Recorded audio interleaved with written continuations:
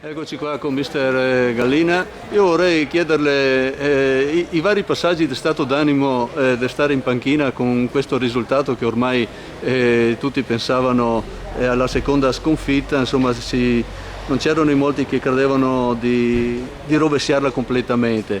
Come si è sentito? Il cuore ha battuto forte? Ma sicuramente dai, è stata una partita che mi ha emozionato, penso, come chi porta il Portoguaro penso abbia emozionato. Dopo se ci sono delle situazioni, delle incomprensioni così che qualcuno del pubblico, questa è una squadra che bisogna aiutare, una società che bisogna aiutarla, per cui a me sta bene così, vincerla così ti dà ancora più soddisfazione.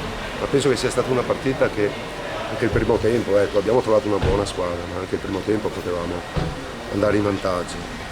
E dopo abbiamo subito quell'autorete, sarà un momento anche sfortunato per Alessio in queste situazioni, però insomma la squadra dopo ha reagito come piace a me e come è nelle sue corde.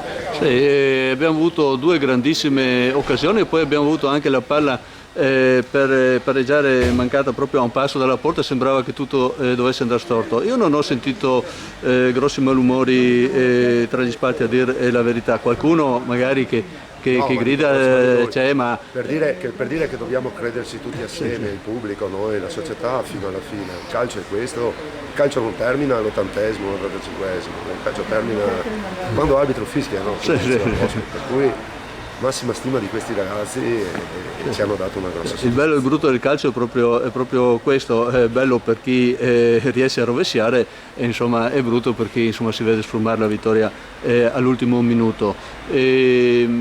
Però ci deve fare un po' pensare, perché anche questa volta si era rischiato di dare, come domenica scorsa, quasi un mezzo regalo agli avversari. Abbiamo avuto un autogol, forse è da lavorare un po' sulla concentrazione. Sì, ma diciamo che Alessio Teso, diciamo, su questo corner se l'è proprio ritrovata là tra i piedi, perché qualcuno si era staccato là sul primo palo, lui se l'è trovata sui piedi, anche se giustamente gli ho accennato adesso che la postura magari la pensavo un po' diversa, però insomma è stato un ragazzo che ha fatto una buonissima partita, per cui l'errore ci sta in Serie A, ci sta in promozione, ci sta in tutte le categorie. Allora si gioca in 11, si vince in 11, c'è la squadra, però dobbiamo fare una menzione a Dodo, insomma è una doppietta la sua, cosa gli diciamo? No, naturalmente stanno facendo così per la classifica cannonieri tra lui e Teso, per cui accettiamo bene, ma si sa che Dodo ha queste caratteristiche, ma poi non lo diciamo molto in giro, è giusto che diciamo Dodo e basta.